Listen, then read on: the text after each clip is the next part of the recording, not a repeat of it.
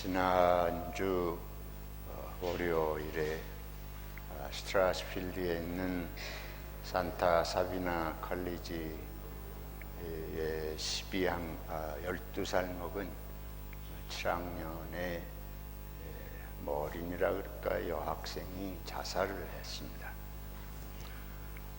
그 자살한 이유가 이제 조사가 진행되겠지만은 그 어머니가 학교에 이메일을 보낸 내용에 의하면 친구들로부터 따돌림을 계속적으로 받아왔다고 하는 것입니다.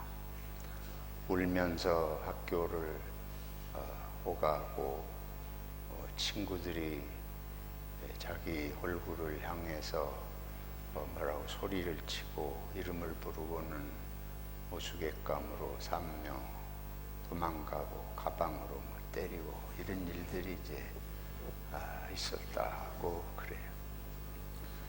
그래서 이 12살 먹은 어린 소녀가 그런 것들을 견디지 못하고 이제 자살을 했는데, 그 학교에 또 얼마 전에 학교의 직원으로 있던 사람이 사임을 하고 또 얼마 있다가 자살을 했는데, 그 직원도 이 산타 사비나 학교에 그런 불링하는 흐름이 있다 이렇게 얘기를 했다고 그럽니다. 한국에서도 그런 얘기들이 아주 흔하게 있고, 누구든지 학교 다닐 때에 어느 정도는 그런 일에 가담을 했거나 또 그런 피해를 입었거나 옆에서 그런 것들을 보면서 어린 시절을 보낸 경험이 대부분 있을 거라고 생각이 되어집니다. 특별한 상황이 아니고 청소년 시기에 일반적으로 있는 그런 흔한 일들 중에 하나입니다. 그리고 어느 집단이든지 사람이 모이는 곳에 반드시 몇몇 사람이 패를 지어서 의도적으로나 또는 의도치 않겠지만은 자연스럽게 누군가를 따돌리는 일들이 종종 발생을 합니다. 따돌림을 당하는 사람의 행동이나 모습이 특이하다든지 그런 요소도 물론 있을 수 있지만은 이게 인간의 본성 속에 있습니다. 약자를 괴롭히면서 쾌감을 느끼고 쾌감이라 그럴까요? 하여튼 약자를 괴롭히는 그런 본성이 조금이라도 우월감을 느끼면 약자를 무시하고, 심하면 자기가 그래도 통할 것 같으면 괴롭히고, 그게 한 번 통하면 두 번, 세 번 그걸 재미로 습관화하는 그런 일들이 흔하게 일어납니다. 학교에는 그 학생들이 많이 항상 모이니까 늘 있을 수 있는 일이고, 직장에서도 물론 그런 일이 있을 수 있겠고, 교회도 사람이 모이는 곳이기 때문에 그런 일은 항상 있을 수 있는 그런 가능성이 있다고 보여집니다. 가능성이 아니고 항상 일어납니다. 인간의 역사를 저는 인간의 역사는 세 가지의 싸움으로 점철되어 있다. 첫째는 개인 간의 경쟁입니다. 개인 간의 우열, 다툼. 오늘 성경 말씀대로 누가 우월하냐, 누가 열등하냐, 누가 크냐, 누가 못하냐. 그 무의식 중에 늘 그것 때문에 경쟁하는, 일부러 경쟁도 하겠지만 사는 것 자체가 보이지 않게 항상 그런 씨름 속에 있습니다. 그 친구 간에도 있고 어느 사회나 벗어날 수 없는 삶의 현실이라고 이렇게 보여집니다. 두 번째는 집단 간의, 사회 속에서의 집단 간의 싸움이에요. 세 번째는 국가 간의 전쟁입니다. 그래서 이 세 가지 단위의 싸움, 이것이 인간의 역사가 지속되는 동안 한 번도 이게 없어 본 적이 없습니다. 개인 간의 경쟁, 그걸 생물학적으로 표현한 게 진화론입니다. 진화론이라는 건 세상을 모든 생명체가 생존하기 위해서 저마다 다 경쟁한다. 그래서 생존해서 살아남는 자, 쉽게 말하면 강한 자, 힘 있는 자, 환경을 이기는 자, 환경 속에서 정말 불행한 건 환경이라는 게 비를 이겨내고 바람을 이겨내고 이런 문제야 인간의 공통적인 그런 문제지만, 인간이 그 환경 속에 다른 사람을 이겨야 살아남는다는 게 불행하고 비극적인 거죠. 생존 경쟁이 끊임없이 일어나는 세상인데, 경쟁이 심하면 모든 사람이 적이 되잖아요. 남을 죽이지 않으면 내가 죽는 아주 극단적인 상황에서는, 그러니까 그게 남이 곧 나의 생존의 적이 되는 거예요. 학교에서 성적으로 학생들을 뽑아요. 내신 성적을 가지고 대학 입시에 반영을 한다. 그러면 같은 반의 학생들이 친구이면서도 나보다 제가 성적을 더 받으면 그 아이 때문에 나는 대학에 갈 수 있는 조건이 불리해지니까, 그건 당연히 보이지 않게 청소년 시절에 친구이면서도 경쟁심과 적대감이 있을 수 있는, 이게 자연스럽게 형성되잖아요. 그게 하루 이틀이 아니고 1년, 2년이 되고, 그것이 오늘로 끝나는 것이 아니고 이 문제가 대학을 넘어선 나의 평생의 운명을 좌우할 수 있는 문제다 싶을 때에 거기다가 부모까지 가세해서 이것을 끊임없이 공부하는 것을 압박을 가하고 하면 거기서 어떤 마음이 형성되겠어요? 타인은 나의 적인 것이에요. 잘하는 사람, 모두가 우월해지고 싶으면서 속으로는 우월한 자는 나의 적이 되는 그런 사회가 되게 됩니다. 그러니까 사회가, 이런 사회는 끊임없이 불안하고 싸우는 사회, 보이지 않게 늘 뭔가 마음이 심리적으로 불안하고, 그래서 적대감이 있고 분노가 가득하고, 요즘 계속 말씀드리는 대로 이런 사회는 폭발물을 안고 있는 것과 같은 사회입니다. 기회만 있으면 분노가 분출하고 싸우고, 힘이 없을 때는 수그리고 있는 것 같다가 힘이 주어지면 그것으로 다른 사람을 가해하는 이런 세상이 되는 거죠. 거기서 제일 문제가 되는 건 인간관계가, 우리 성경이 말씀하는 사랑하고 평화를 이루는 관계가 어려운 사회가 된다고 하는 것입니다. 그래서 이 적대감을 자꾸 부추기는 사회.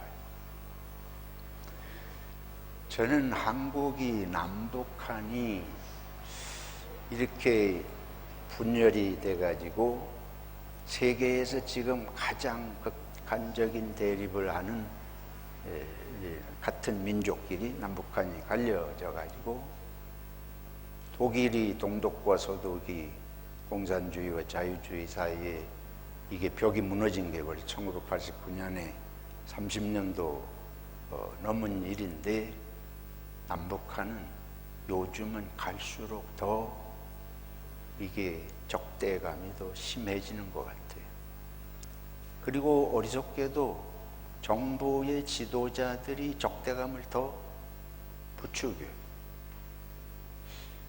그래서 이런 안 그래도 사회가 경쟁이 극도의 그 교육 경쟁이 이런 심리를 다 병들게 하고 자식을 학교에 보내는 거다 병들이는 이런 현실인데 남북 간에도 이거를 무한히 적대감을 부추겨서 그게 눈이 멀은 거예요. 제가 볼 때 그렇게 적대감을 자꾸 부추기면 그게 우리 자기가 정권을 유지하는데 그게 좀 유리해서 왜냐하면 남을 미워하는 본성을 어딘가 적을 만들어 놓고 적을 죽이고 싶은 적개심을 자꾸 불어넣으면 그건 자기들끼리는 한 패거리감이 생겨가지고 지지율이 되고 할진 모르지만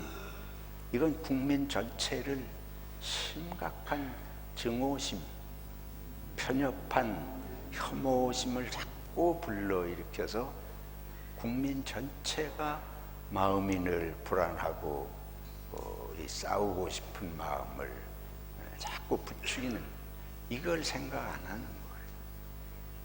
지도자가 돼서 이게 국가 전체에 어떤 영향을 미칠지 또 앞으로 길게 어떤 영향을 미칠지를 생각 안 하는 건 가장 어리석은 지도자입니다. 그건 로마의 폭군 시대에 있었던 그런 폭군 시대예요. 그래서 우리들이 이면에 있어서 개인의 경쟁을 부추기는 사회는 바람직하지 않다. 우월감을 부추기고 열등감으로 사람의 모멸감을 주고 이런 사회는 아무리 국민 소득이 높아도 살기 좋은 세상이라고 할 수 없습니다. 여러분 그런 사회에 살고 싶으셔요? 둘째는 집단 간의 싸움입니다. 이거를 사회주의에서는 계급 투쟁이라고 소위 말하는 거예요. 진화론에서 생명, 생존 경쟁을 얘기하면서 인간관계를 삶을 그렇게 표현했지만 사회주의적인 입장에서는 마르크스 레닌주의가 얘기하는 게 계급 투쟁이라는 말을 써요. 이거는 같은 사회 안에서 집단 간의 끊임없는 투쟁.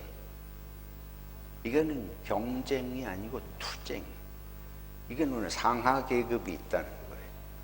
상류 계급과 하류 계급. 자본을, 돈을 가진 계급과 돈이 없는 계급.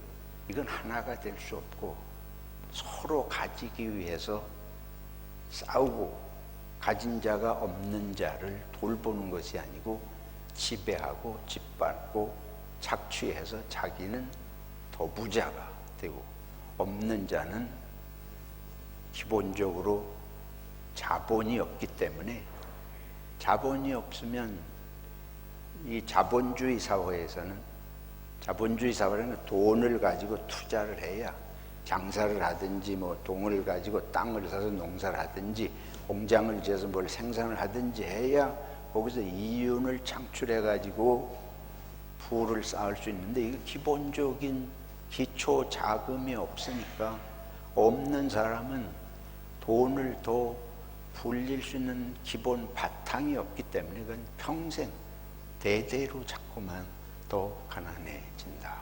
이게 이제 자본주의 사회의 문제라고 하는 거예요. 그래서 여기에서 자연스럽게 계층이 형성돼 가지고 이것 사이에 싸움이 일어난다. 이게 소위 사회주의 계급 투쟁의 이론입니다. 우리가 뭐 전적으로 그렇게 모든 것이 다 사회가 다 그렇다 하고 얘기할 수는 없을지 모르지만 현실에서 보면 하여튼 집단 간에 한국은 제가 볼 때는 이 지역 간의 투쟁, 싸움 이거는 뭐 계층 간의 싸움 이상이에요. 전라도 경상도의 싸움이 아주 무섭습니다. 왜 그렇게 됐느냐 보니까 박정희 시대에 군사 독재를 하면서 다 경상도 출신 아니에요. 그러니까 경상도 출신들이 군사 독재를 오래 하면서 독재를 하려 그러면 같은 편이 돼서 믿을 수가 있어야지. 그러니까 같은 군인들만 재관료로 등용시키고 군대를 손에 잡고 그리고 같은 고향 사람들끼리 믿을 수 있다 생각하니까 모든 곳에서 같은 지역 사람만 뭉치는 거예요. 그러니까 또 다른 지역 사람들은 또 그에 대해서 반대적으로 또 그렇게 하게 되고 이게 권력을 잡기 위해서 자기 편리하기 위해서 하는 자들에 의해 온 국민이 그런 현상이 되어 간 것을 이제 부인할 수가 없게 됩니다. 그래서 박정희, 전두환, 노태우 다 경상도 출신이에요. 그러니까 이 사람들이 계속 집권하면서 군대를 가지고 총칼로 지배하고 경상도 사람이 전국의 모든 요직을 다 차지하고 지배를 해 왔습니다. 근데 권력자들도 전부 경상도에서 나와요. 전라도는 또 그거에 대해서 좀 반감이 있으니까 김대중 씨를 중심으로 뭉치지만 기본 인구가 경상도가 많습니다. 경상도만 잡으면 뭐 된다. 그래서 이것이 정치가들, 다시 말해 권력을 잡기 원하는 사람들의 손에 의해서 국민들이 다 분열이 되는 거예요. 지도자들에 의해서 나라가 통합이 돼가지고 함께 같이 살아가는 사회가 되는 게 아니고 가진 자들에 의해서 쪼개지는 편가르기를 하고 진영 논리라고 하는 게 바로 그런 것들이죠. 그러니까 한 예를 드는 겁니다. 그러니까 나라가 구석구석이 다 쪼개져요. 교회도 그렇게 해서 구석구석이 다 갈래갈래 찢어지는, 우리가 성경에도 마태, 마가, 누가, 요한복음이 있어서 서로 마태복음에서 예수님이 어떤 분이신지 예수님의 모습을 보고 마가복음에서 또 예수님의 또 다른 면을 보고 하면서 전체적인 면을 본다. 이렇게 이해를 해야 되는 것처럼 나라의 여러 집단들이 여러 계층이 서로 도와가면서 함께 아름다운 사회를 이루어 간다. 이렇게 보는 게 아니고 집단 간에 저마다 자기 살 길만 위해서 싸우고 갈라지는 이런 모습이 되니까 교회도 거기에 바람을 타가지고 갈래갈래 찢어집니다. 그것도 교회도 또 큰 교회, 작은 교회 해가지고 그렇고 뭐 세상이 전부 조각조각이 나 있는, 이게 너무 비관적이라고 보실는지 모르지만 제가 볼 때는 이미 돌이키기 어려운 정도의 이런 큰 병을 이 사회 전체가 앓고 있는데 그게 분열의 병, 우월의식을 조장하고 타인을 짓밟고 멸시하고 깎아내려야 되는, 그래서 끊임없이 다른 사람을 칭찬할 수 없어요. 다른 사람을 좋게 보는 마음이 생기기가 힘들어요. 전부 남을 비난하고 모이면 욕하고 갈라지고. 그래서 이 계층 간의, 집단 간의 투쟁적인, 심하게 말하면 국가 간의 전쟁은 더 말할 게 뭐 있겠습니까? 강대국이 약한 나라들을 전쟁을 해오는 역사. 아놀드 토인비는 역사를 그렇게, 이 사람은 뭐 영국의 유명한 역사가인데, 역사는 이런 싸움이, 이 아놀드 토인비는 그래서 역사를 도전과 응전, challenge and response, 도전과 응전의 교류가, 이게 끊임없는 상호작용에 의해서 역사가 지금까지 이루어져 오고 있다. 근데 이 생물학에서 환경에 적응하는 자는 살아남고 적응하지 못하는 자는 도태한다. 이 역사를 토인비는 그런 식으로 보았습니다. 새롭게 도전해오는 일들의 리스폰스를 제대로 하면 그 문명은 살아남고, 거기에 적응하지 못하면 그 문명은 몰락한다. 이런 식으로 분석을 했습니다. 그러면서 창조적인 소수가 이 역사를 움직여 가야 되는데, 거기에서 이 토인비가 지적하는 것이, 중요한 것이 하나는 역사가 물질적인 측면에서 편리하게 발전하는 것 같지만은 도덕과 종교적인 것이 바로 서지 못하면 그 역사는 결코 바르게 발전할 수 없다. 이런 지적을 했습니다. 대단히 의미 있는 지적이라고 생각이 되어지는데, 문제는 종교가 영적인 그 역할을 제대로 하지 못하는 것이 문제예요. 오늘 제가 이 말씀을 이렇게 길게 드리는 이유는 예수님과 제자들 사이의 문제가 바로 이 문제이기 때문에 그렇습니다. 예수님께서 제자들에게 이제 예루살렘에 가시면서, 내가 예루살렘에 가서 고난을 당하고 죽고 사흘 만에 다시 부활할 것을 말씀을 하십니다. 근데 그 말씀을 하신 바로 직후인데 제자들은 길을 가면서 누가 크냐, 이걸 가지고 논쟁을 했다는 거예요.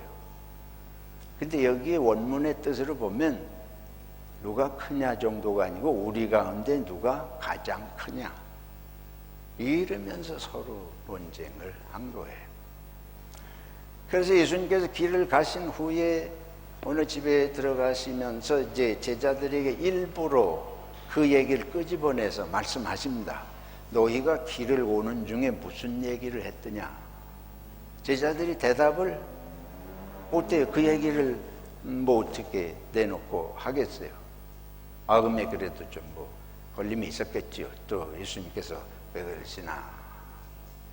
예수님께서 뻔히 아시니까, 너희 중에 큰 자가 되기를 원하면, 여기서 큰 자라는 표현을 예수님은 첫째가 되기를 원하면, 여기 첫째는 프로타스라는 말은 영어로 first 비슷하게 있잖아요, 발음인데 그거는 권력자들을 의미하는 겁니다.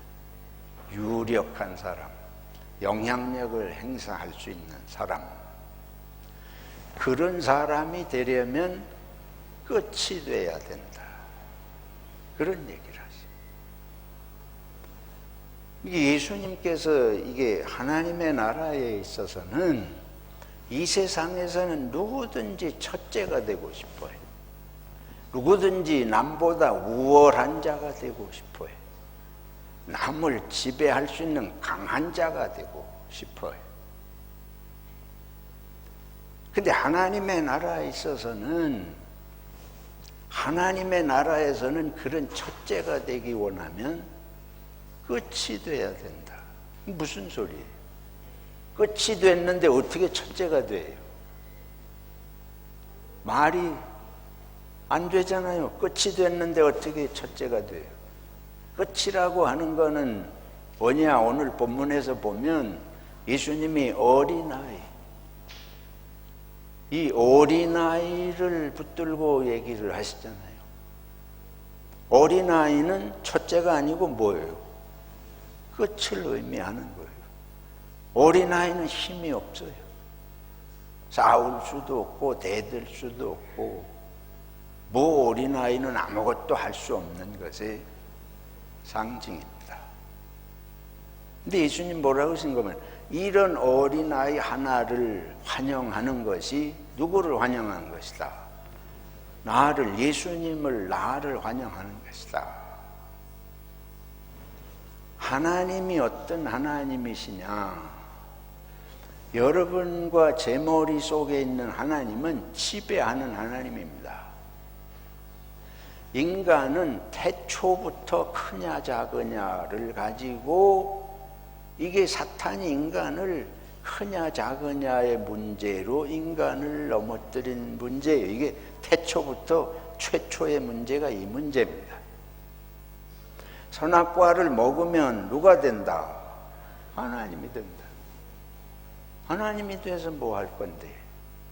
여기서 사탄이 이 유혹을 하는 것은 하나님을 큰 자로 보는 거예요.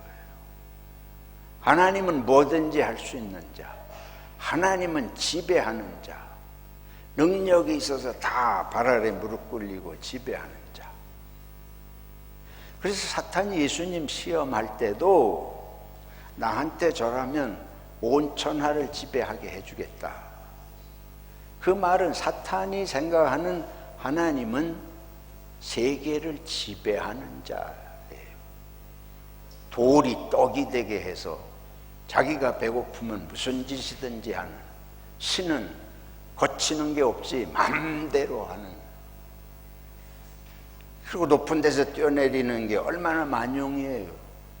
왜 뛰어내려요? 천사가 와서 떠받들게.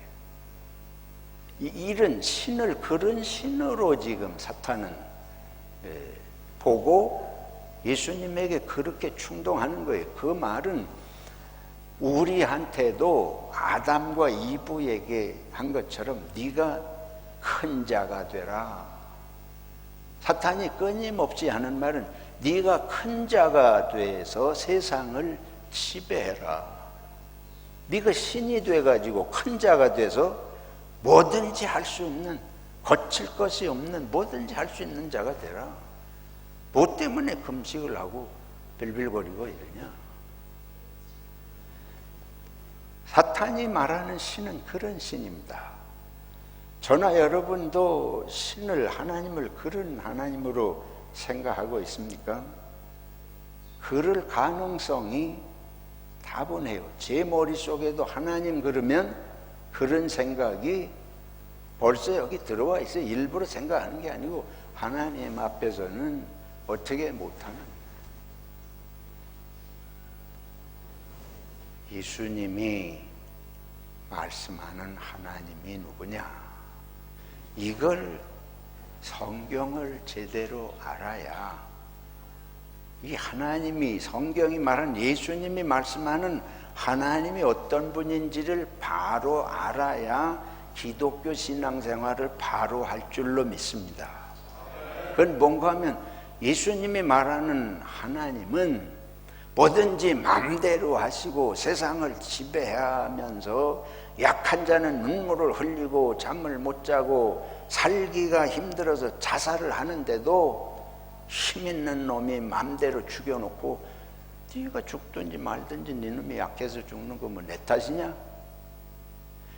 이러는 신을 우리들이 생각하고, 이 조폭들이 남을 괴롭히고 죽이면서도 뭐 까딱도 안 하는 신을, 그런 신으로 우리가 보면 예수 이해할 수 없습니다. 기독교 뭔지 이해할 수 없어요. 교회가 뭘 해야 되는지 왜 교회 생활을 그렇게 해야 되는지 알 수 없습니다. 예수님께서 뭐 때문에 오셔가지고 우리 죄를 위해서 십자가를 지셨다. 그 차원을 넘어서야 돼요. 어떻게 넘어서냐? 하나님이 전능하신 하나님이 꼭 장신이 오셔가지고 십자가에 그렇게 죽으셔서 공상을 떨고 뭐 이래야 우리 죄가 꼭 용서를 받느냐? 하나님이 전능하신 하나님이 죄 없다 그러면 죄가 없다 그러고 그냥 천당으로 불러 올리시면 뭐 못하실 게 뭐 있겠어요? 굳이 예수님께서 연약한 인간의 모습으로 오시고 광야에서 금줄이며 금식도 하시고 십자가에 죽으시면서 그냥 옆에서 너 먼저 구원해보라, 너 먼저 십자가에서 내려오라 이르는 조롱소리를 들으면서도 그냥 죽으시는 이유가 무엇인지를 우리가 바르게 알아야 됩니다. 기독교는 신은 힘을 행사하기 위해서 힘을 가지신 분이 아니시다는 거예요. 우리는 자꾸 거꾸로 생겨요. 이 말씀드린 이 세상은 뭐든지 힘이 있으면 올라서는 그 경쟁, 집단적으로 또 투쟁해가지고 공산주의가 뭐예요?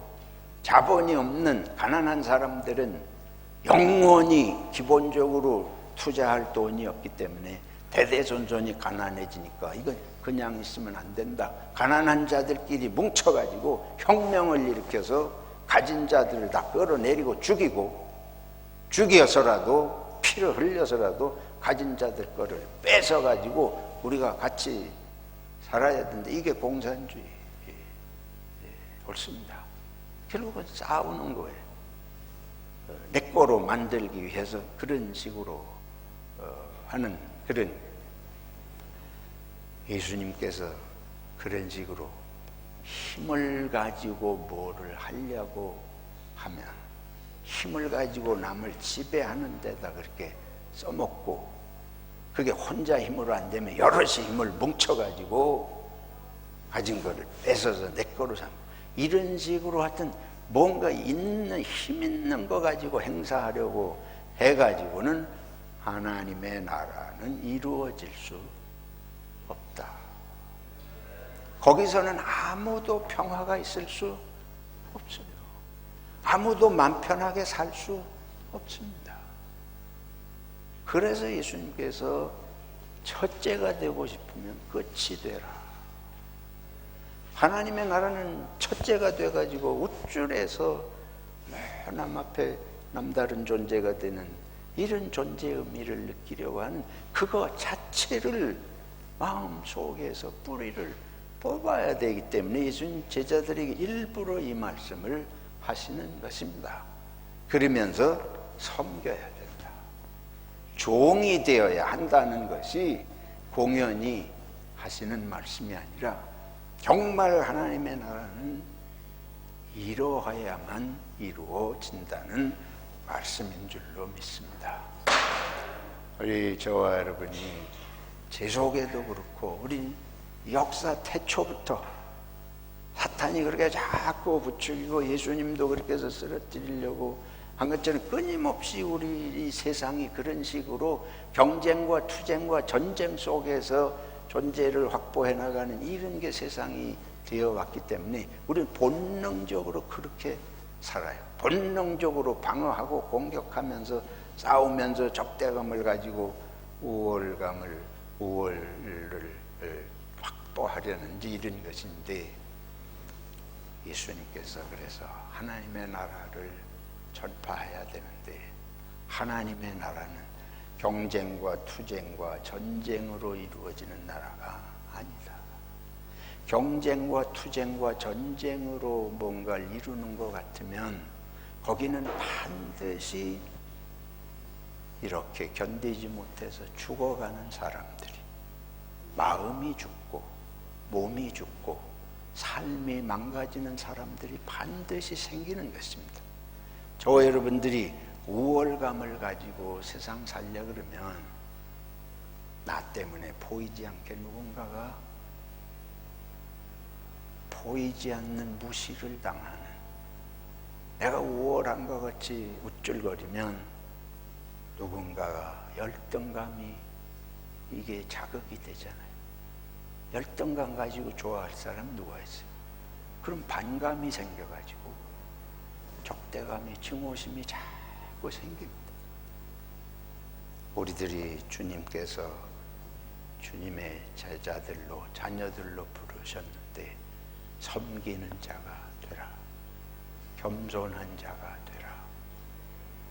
한 가지, 아까 그 산타 사비나 컬리지에서 이 학교에 그런 물줄기가 있다. 그게 참 무서운 거예요. 오래 갑니다. 한번 그런 경쟁의 물줄기, 투쟁과 전쟁으로 이렇게 물줄기가 되면 그거는 오래 가는 거예요. 왜 오래 가냐? 우리가 본성이 그런 데다가 그거를 조금씩이라도 부추기면 이거는 불을 붙여놓고 막 바람을 불려서 불이 커지게 하는 것 똑같습니다. 그래서 제가 말씀드리는 거예요. 남북한이 비록 적대감이 있고 우리가 공산주의를 좋아하지 않는 게 있을지라도 공산주의가 전쟁을 일으킬 때에 우리가 내적으로 방어할 수 있는 능력을 충분히 갖춰야 되지만, 나라의 지도자들은 적대감을 부추기는 건 내 자식들을 죽게 만드는 것입니다. 제가 이걸 말씀드리는 거예요. 이길 수 있는 힘은 안으로 기르고 우리 국민 자신을 위해서 우리는 평화를 얘기하고 평화를 노력해야 할 줄로 믿습니다. 근데 이걸 적대감을 부추겨 가지고 정권을 유지하려고 그러면 이거는 망하게 하는 정권이에요. 이 성경의 말씀, 예수님의 말씀에 가지고, 그래서 예수님이 로마 정부를 향해서 미움을 부추길 줄 몰라가지고 예수님께서 그러십니까? 로마를 향해서 미움을 부추기고 적대감을 불러일으키는 것이 하나님의 나라를 이루지 못하는 거예요. 로마가 잘한다고 말씀하시는 거 아니죠. 근데 한 가지 더 말씀드리면, 인류 역사는 경쟁해서 우월의식을 가지고 투쟁해서 올라서고 전쟁해서 이기는 것 같지만 그것 때문에 반드시 망합니다. 이 역사가 반드시 힘자랑하다 망하는 거예요. 그건 반드시 망하게 되어 있습니다. 하나님이 반드시 심판하십니다. 역사의 수레바퀴는 더딘 것 같지만 반드시 심판한다. 그래서 여러분들이 내가 이렇게 억울하고 당하고만 사나? 하나님이 아셔요. 하나님의 손을 의지하고 우리는 끝까지 평화의 마음을 자꾸 기도해야 할 줄로 믿습니다. 미운 사람 있어도, 힘들게 하는 사람 있어도, 화가 나도 바보가 되라는 건 아니에요. 하나님 앞에 이 문제를 말씀드리면서 이겨내야 돼요. 자살하면 안 됩니다. 약해지면 안 돼요. 근데 약해지지 않고 자살하지 않고 패배의식에 빠지지 않는 길은 누구를 붙드는 길입니까? 예수님을 붙드. 예수님이 이걸 아신다. 강한 자가 세상을 망하게 하는 것을, 또 자기도 망하는 길로 가는 것을 예수님 말씀하시고 약한 자의 고통을 주님은 아시기 때문에, 그래서 우리가 청소년 시기에 더 주님 붙들고 믿음 가지는 게 정말 중요해요. 이러지 않으면 이 세상을 어떻게 이겨내겠죠? 불안하고. 사랑하는 성도 여러분, 작은 자가 되는 것에 대해서 낙심하지 마시기 바랍니다. 하나님은 반드시 여러분을 아시고 또 여러분을 통해서 역사를 바꿔 가셔요. 역사는 힘 있는 자가 바꾸는 것이 아니고 하나님의 작은 자들의 평화와 사랑을 통해서 누군가를 살리고 누군가를 구원하고 하나님의 세상을 이루어가는 줄로 믿습니다. 하나님 아버지, 우리를 아시고 사랑하심을 저희들이 알고 믿고 감사를 드립니다. 세상에서 여러 가지 겪을 때 주님을 의지하고 무너지지 않도록 붙들어 주시고 말씀을 붙들고 내면적으로 영적으로 강해지고 그러나 외적으로는 평화와 사랑의 삶을 살 수 있도록 도와주시옵소서. 예수님의 이름으로 기도하옵나이다. 아멘.